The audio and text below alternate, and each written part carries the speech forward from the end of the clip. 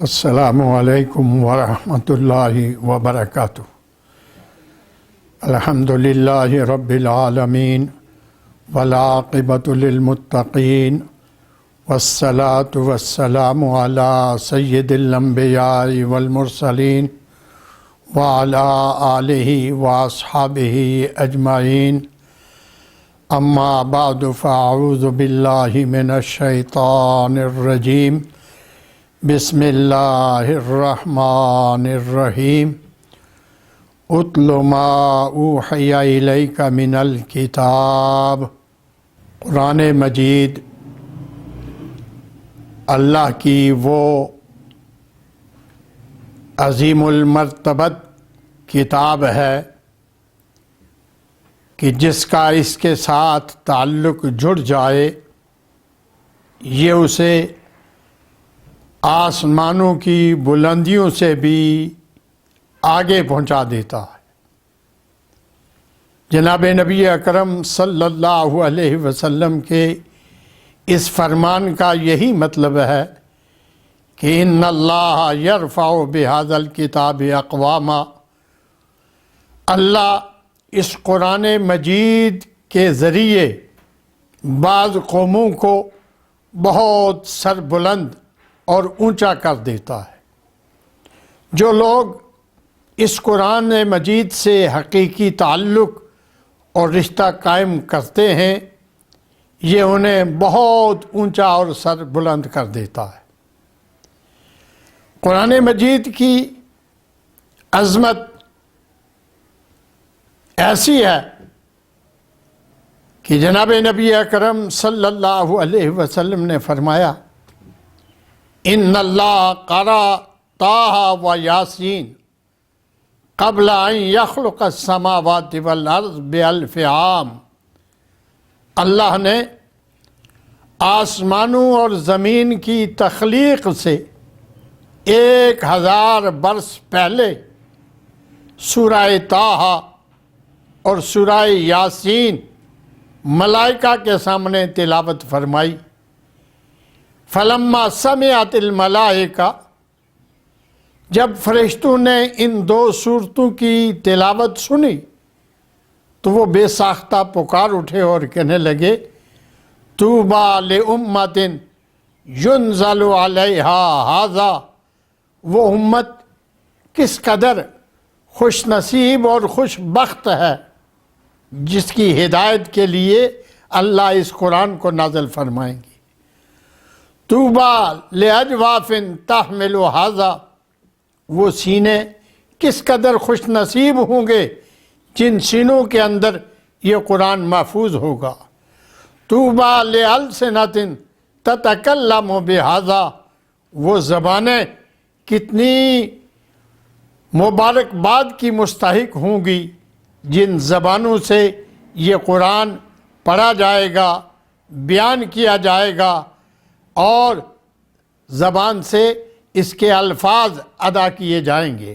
قرآن مجید ایک ایسی کتاب ہے جس کے بارے میں جناب نبی اکرم صلی اللہ علیہ وسلم نے فرمایا، لا حسد الا علی اثنین۔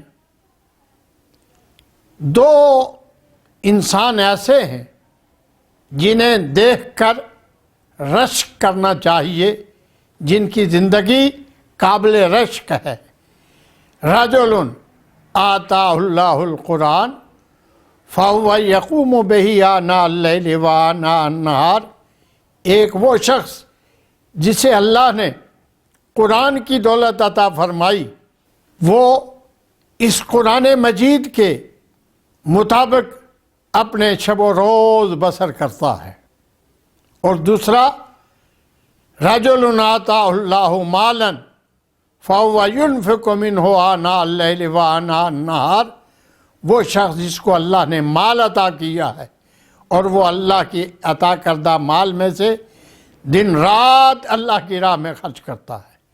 یہ وہ خوش نصیب 2 لوگ ہیں جن کی زندگی ہر ایک کے لیے قابل رشک ہے اور جنہیں دیکھ کر اللہ سے یہ دعا مانگنی چاہیے کہ اللہ جیسے تو نے انہیں بنایا ہے اور جو سرمایہ اور دولت انہیں عطا فرمائی ہے وہ مجھے بھی عطا فرما دے۔ قرآن کی عظمت کا اندازہ اس بات سے لگائیے کہ ایک دن رات کے وقت حضرت اسید بن حضیر رضی اللہ تعالی عنہ قرآن مجید کی تلاوت فرما رہے ہیں، سورہ بقرہ پڑھ رہے ہیں۔ قریب ہی ان کے بیٹے یحییٰ نامی سو رہے ہیں، آرام کر رہے ہیں، اور تھوڑے ہی فاصلے پہ انہوں نے اپنا گھوڑا باندھا ہوا ہے۔ حضرت اسید بن حضیر رضی اللہ تعالیٰ عنہ فرماتے ہیں، جب میں قرآن مجید کی تلاوت میں مصروف تھا تو اس جالت الفرس، تھوڑی دیر کے بعد وہ میرا گھوڑا بدکنے لگا، اچھلنے لگا۔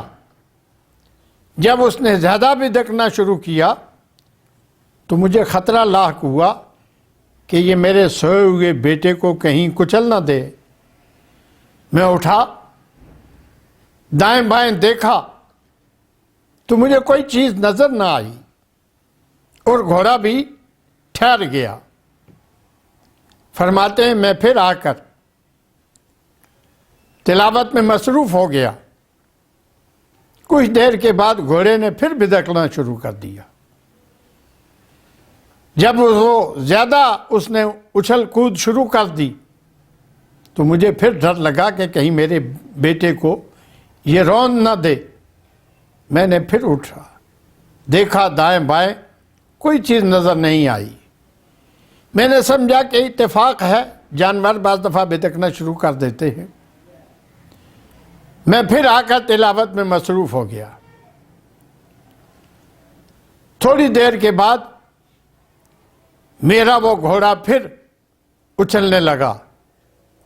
اب میں نے تلاوت ختم کی، اٹھا، پہلے سے زیادہ میں نے غور سے دائیں بائیں دیکھا، مجھے کوئی چیز نظر نہ آئی۔ میں نے آسمان کی طرف نگاہ اٹھائی تو مجھے اپنے سر کے اوپر چھتری کی مانند ایک سایہ نظر آیا۔ جب میں اس سائے کو غور سے دیکھنے لگا تو وہ آہستہ آہستہ اوپر کو جانے لگا، حتیٰ کہ میرے دیکھتے دیکھتے وہ میری آنکھوں سے اوجھل ہو گیا۔ صبح جب میری رسول اللہ صلی اللہ علیہ وسلم سے ملاقات ہوئی تو میں نے رات کو پیش آنے والا یہ واقعہ آپ کی خدمت میں عرض کیا۔ آپ نے سن کر فرمایا کہ تلک الملائکۃ دنت لصوتک من القرآن، یہ جو تم بلند آواز سے قرآن پاک کی تلاوت کر رہے تھے، یہ سایہ جو تمہیں نظر آیا یہ اللہ کی رحمت کے فرشتے تھے جو زمین پر اتر رہے تھے۔ اگر تو تلاوت کا سلسلہ جاری رکھتا تو یہ فرشتے زمین پر اترتے اور صبح مدینہ والے سب لوگ ان کو اپنی آنکھوں سے دیکھتے۔ تو قرآن مجید وہ عظیم المرتبت کتاب ہے کہ جہاں یہ پڑھی جاتی ہے، جہاں اس کی تلاوت ہوتی ہے، وہاں اللہ کی رحمتوں کا نزول ہوتا ہے، اور جن لوگوں کو اللہ نے روحانیت عطا فرمائی ہے وہ اللہ کی اس رحمت کو اترتے ہوئے بسا اوقات اپنی آنکھوں سے دیکھ بھی لیتے ہیں۔ حضرت ابو ہریرہ رضی اللہ تعالیٰ عنہ بیان فرماتے ہیں کہ وکلنی رسول اللہ صلی اللہ علیہ وسلم بحفظ مال زکات، مال زکات جمع تھا تو رسول اللہ صلی اللہ علیہ وسلم نے مجھے حکم دیا کہ ابو ہریرہ تم رات بھر اس مال کی حفاظت کے لیے پہرا دو کہ کوئی چور، کوئی ڈاکو آ کر یہاں سے کوئی چیز اٹھا نہ لے۔ حضرت ابو ہریرہ رضی اللہ تعالیٰ عنہ بیان کرتے ہیں کہ میں بڑا چاقو چوبند ہو کر بیٹھا ہوا تھا۔ اذ اتانی آت، اسی دوران ایک چور کی شکل میں ایک شخص آیا۔ फजाला यहसू मिन ताम, और उसने आकर वो जो सामान जमा था वहाँ से कुछ सामान उठाना शुरू कर दिया। मैंने आगे बढ़कर उसे पकड़ लिया और मैंने उससे कहा लारफान न कैला रसूलिल्लाह सल्लल्लाहु अलैहि वसल्लम, कि मैं सुबह तुम्हें रसूलुल्लाह सल्लल्लाहु अलैहि वसल्लम के पास पेश करूँगा। वो कहने लगा मैं गरीब हूँ, मोहताज हूँ, ज़रूरतमंद हूँ, हालात ने मजबूर किया, मैं इधर आ गया, आप मुझे छोड़ दो, मैं आइंदा नहीं आऊँगा। हज़रत अबू हुरैरा रज़ी अल्लाह ताला अन्हु बयान फरमाते हैं, जब उसने मेरी बहुत ज़्यादा मिन्नत समाजत की तो मुझे उस पर तरस आ गया। फ़राहिम तो हूँ फ़खल्लै तो सबीला, मुझे उस पर तरस आया और मैंने उसको छोड़ दिया। सुबह जब रसूलुल्लाह सल्लल्लाहु अलैहि वसल्लम से मुलाकात हुई तो आपने मुझसे पूछा मा फ़अल असीर कल बारिहा, अबू हुरैरा रात को तुम्हारे चोर ने तुम्हारे साथ क्या मामला किया। जो मामला पेश आया था मैंने रसूलुल्लाह सल्लल्लाहु अलैहि वसल्लम की खिदमत में अर्ज़ किया तो आपने फरमाया इन्नहु सयऊद, वो फिर आएगा। कहते हैं मैं पहले से भी ज़्यादा चाको चौबंद होकर बैठा था कि आपने फरमाया वो आएगा, तो कैसे हो सकता है कि वो ना आए। चनाचे वो आया और उसने आकर फिर वहाँ से सामान चोरी करना शुरू कर दिया। मैंने फिर उसे पकड़ लिया और मैंने कहा तुमने गुज़श्ता रोज़ मुझसे वादा किया था कि मैं नहीं आऊँगा, तुम फिर आ गए। कहने लगा अबू हुरैरा क्या बताऊँ, बहुत मजबूर हूँ, बच्चे हैं, उनकी भूख देखी नहीं जाती, हालात ने मजबूर किया, मैं आ गया, अब मैं वादा करता हूँ कि आइंदा नहीं आऊँगा, एक मौका आप और दे दें। हज़रत अबू हुरैरा रज़ी अल्लाह ताला अन्हु बयान फरमाते हैं कि जब उसने मेरी बहुत ज़्यादा मिन्नत समाजत की तो मैंने उसे आज़ाद कर दिया। अगले रोज़ रसूलुल्लाह सल्लल्लाहु अलैहि वसल्लम से फिर मेरी मुलाकात हुई तो आपने फिर मुझसे पूछा कि मा फ़अल असीर कल बारिहा, तुम्हारे चोर ने क्या मामला किया। मैंने रात को पेश आने वाला सारा वाक़या आपकी खिदमत में पेश किया तो आपने फरमाया वो फिर आएगा। चनाचे अगले रोज़ वो फिर इसी तरह आया और आकर उसने उसी तरह सामान उठा लिया। मैंने फिर उसे पकड़ लिया, वो मेरी मिन्नत समाजत करने लगा। मैंने कहा नहीं, आज तुम्हें किसी सूरत में नहीं छोड़ूंगा, तुम 2 दिन से मेरे साथ झूठ बोल रहे हो, धोखा कर रहे हो, वादा करते हो कि नहीं आऊँगा, फिर आ जाते हो। जब उसने देखा कि अबू हुरैरा आज नर्म दिल नहीं हो रहे और मुझे नहीं छोड़ रहे तो हज़रत अबू हुरैरा से कहने लगा कि अगर तुम मुझे छोड़ दो तो मैं तुम्हें एक ऐसा वजीफ़ा बताता हूँ जिस पर अगर तुम अमल करोगे तो शैतान, कोई चोर, कोई डाकू तुम्हारे कभी करीब नहीं आ सकेगा। मैंने कहा अच्छा बताओ। तो उसने कहा अल्लाहु ला इलाहा इल्ला हुवल हय्युल क़य्यूम, पूरी आयतुल कुर्सी उसने मुझे बताई कि ये पढ़ लिया करो, अल्लाह की हिफाजत में आ जाओगे और कोई चोर डाकू तुम्हें किसी किस्म का कोई नुकसान नहीं पहुंचा सकेगा। हज़रत अबू हुरैरा फरमाते हैं कि मुझे जब उसने ये बताया तो मैंने उसे छोड़ दिया। सुबह रसूलुल्लाह सल्लल्लाहु अलैहि वसल्लम से मेरी मुलाकात हुई, आपने फिर मुझसे पूछा। हज़रत अबू हुरैरा कहते हैं जब मैंने आपको बताया कि इस तरह उसने मेरी मिन्नत समाजत की, मैं ना माना, और फिर उसने मुझे ये बताया कि तुम अगर आयतुल कुर्सी पढ़ लिया करो तो कोई शैतान, कोई चोर, कोई डाकू तुम्हारे करीब नहीं आ सकेगा, तो मैंने उसे छोड़ दिया। तो आपने फरमाया तुम जानते हो ये 3 दिन से कौन आ रहा था तुम्हारे पास। मैंने अर्ज़ किया नहीं। आपने फरमाया ये शैतान था जो तुम्हारे पास आ रहा था, लेकिन जब उसने देखा کہ تم نے اسے قابو کر لیا ہے، تم اس کے قابو میں نہیں آئے، تو اس نے اپنی جان چھڑانے کے لیے تمہیں یہ ایک اچھی بات بتائی، ورنہ ہے وہ شیطان ہے، جھوٹا ہے، مکار ہے۔ یہ حدیث مبارکہ ہمیں بتا رہی ہے کہ قرآن مجید کو اللہ تبارک و تعالیٰ نے کس قدر عظیم کتاب بنایا ہے، اور خاص کر کے آیت الکرسی۔ حضرت ابو المنذر رضی اللہ تعالیٰ عنہ بیان کرتے ہیں کہ ایک دن رسول اللہ صلی اللہ علیہ وسلم نے مجھ سے پوچھا، ای آیت معک اعظم من کتاب اللہ، کہ قرآن مجید میں سے تمہاری نگاہ میں کون سی آیت سب سے عظمت والی ہے؟ تو حضرت ابو المنذر عرض کرتے ہیں کہ اللہ و رسولہ عالم، کہ اللہ اور اللہ کا رسول بہتر جانتے ہیں۔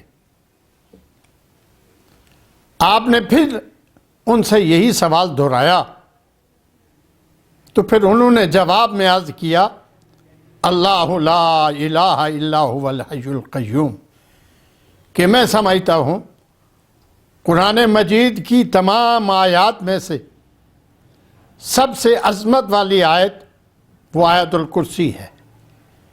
آپ نے ان کا یہ جواب سن کر ان کے سینے پر ایسے ہاتھ مارا اور فرمایا، لِیَحْنِیَکَ الْعِلْمُ یا ابا المنذر، اے ابو المنذر تمہارا علم تمہیں مبارک ہو کہ تم نے واقعی بہت صحیح اور پتہ کی بات بتائی ہے کہ قرآن مجید میں سب سے زیادہ عظمت والی اور بزرگی والی آیت آیت الکرسی ہے۔ یہی وجہ ہے کہ جناب نبی اکرم صلی اللہ علیہ وسلم ہمیشہ ہر فرض نماز کے بعد آیت الکرسی کی تلاوت فرمایا کرتے تھے، اور آپ نے فرمایا کہ جو شخص ہر فرض نماز کے بعد آیت الکرسی پڑھتا ہے، اللہ تبارک و تعالی اس کی ہر قسم کی آفات، بلیات اور پریشانیوں سے حفاظت فرماتا ہے۔ اور آپ نے فرمایا کہ رات کو جو شخص اپنے گھر میں آیت الکرسی پڑھ کر سوتا ہے، اللہ اس کے گھر کی وَأَهْلَ دُوَيْرَاتٍ حَوْلَهُ، اور اس کے ارد گرد پڑوس میں جتنے گھر ہیں ان سب گھروں کی اللہ تبارک و تعالی حفاظت فرماتا ہے۔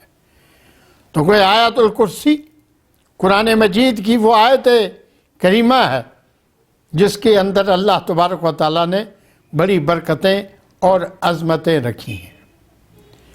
قرآن مجید کے بارے میں رسول اللہ صلی اللہ علیہ وسلم نے فرمایا، من قرأ القرآن وعمل بما فیہ البس والداہ تاجا یوم القیامہ ضوءہ احسن من ضوء الشمس۔ جو شخص قرآن پڑھتا ہے اور قرآن مجید کے مطابق عمل بھی کرتا ہے، ایسے شخص کے والدین کے سروں پر قیامت کے دن اللہ ایسا نورانی تاج سجائیں گے کہ جس کی چمک اور دھمک سورج کی چمک کو مات کر دے گی۔ یہ اعزاز اس شخص کا ہے جو قرآن پڑھتا ہے اور عمل کرتا ہے، اللہ اس کے نتیجے میں اس کے ماں باپ کو یہ عظمت اور یہ شان عطا فرماتے ہیں۔ لیکن جو خود قرآن پڑھتا ہے اور اس پہ عمل کرتا ہے، اس کو کیا ملتا ہے؟ اس کے بارے میں آپ نے فرمایا، یقال لصاحب القرآن یوم القیامہ اقرأ وارتق ورتل کما کنت ترتل فی الدنیا فإن منزلک عند آخر آیت من کتاب اللہ۔ تم قرآن پڑھتے جاؤ اور جنت کے درجات چڑھتے جاؤ، تمہاری جنت میں آخری منزل وہ ہوگی جہاں قرآن پڑھتے پڑھتے آخری آیت جا کر تم ختم کرو گے، اور یہ پڑھ بھی ایسے رتل ترتیل کے ساتھ ٹھہر ٹھہر کر مزے لے لے کر پڑھ، تو جو شخص یہ چاہتا ہے کہ اللہ قیامت کے دن اس کو اونچا مقام عطا کرے، اسے قرآن سے اپنا سچا تعلق قائم کرنا چاہیے، اسے پڑھنا چاہیے، اس پر عمل کرنا چاہیے اور اسے یاد کرنے کی کوشش کرنی چاہیے۔ ایک دن رسول اللہ صلی اللہ علیہ وسلم نے حضرات صحابہ کرام سے پوچھا، کیا تم میں سے کسی شخص کے لیے یہ بات مشکل ہے کہ وہ بتان یا عقیق وادی میں جائے اور بغیر کسی گناہ کے اور بغیر کسی محنت کے موٹی تازیاں 2 اونٹنیاں لے کر اپنے گھر کو آئے؟ عرض کیا، اللہ کے رسول صلی اللہ علیہ وسلم، ہم میں سے تو ہر شخص یہ بات پسند کرتا ہے کہ مفت میں بغیر کسی گناہ کے اور اس طرح کی موٹی تازی اونٹنیاں مل جائیں تو اور ہمیں کیا چاہیے؟ آپ نے فرمایا، تم میں سے کوئی شخص اللہ کے گھروں میں سے کسی گھر میں جائے اور وہاں جا کر قرآن کی 1 آیت سیکھے یا 2 آیتیں سیکھے تو یہ ان اونٹنیوں سے کہیں زیادہ بہتر اور کہیں زیادہ قیمتی چیز ہے۔ تو قرآن جتنا پڑھا جائے، جتنا اسے سیکھا جائے، جتنا اس پر عمل کیا جائے، اسی نسبت سے اللہ تبارک و تعالیٰ ایسے لوگوں کی شان اور ان کا مقام بلند کر دیتا ہے۔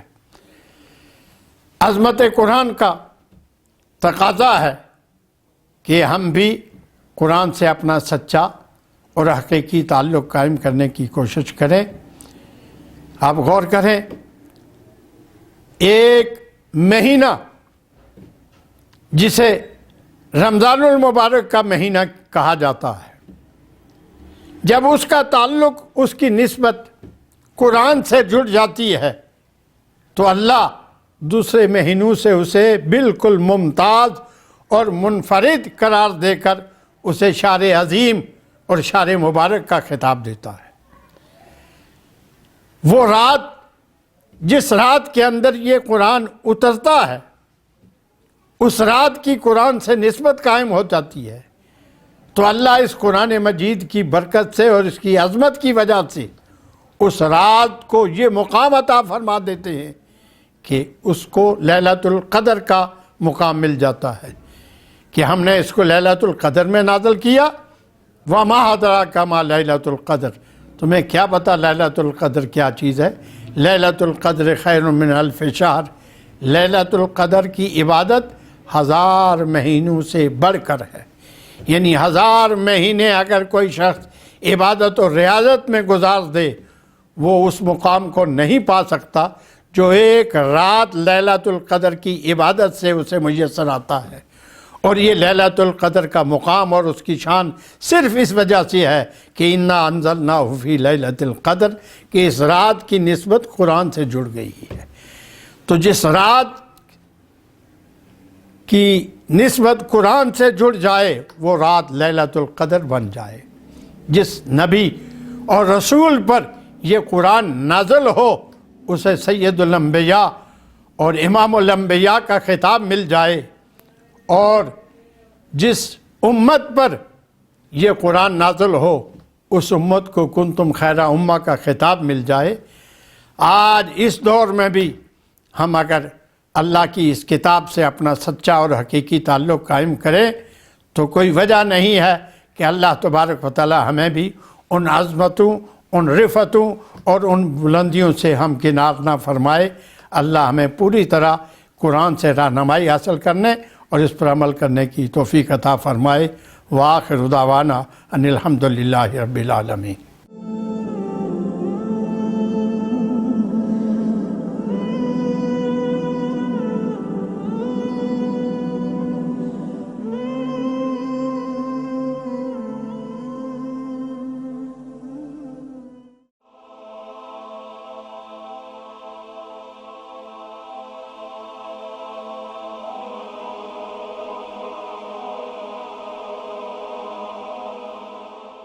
ایمان کی کرن، ہدایت کی شمع، رسالت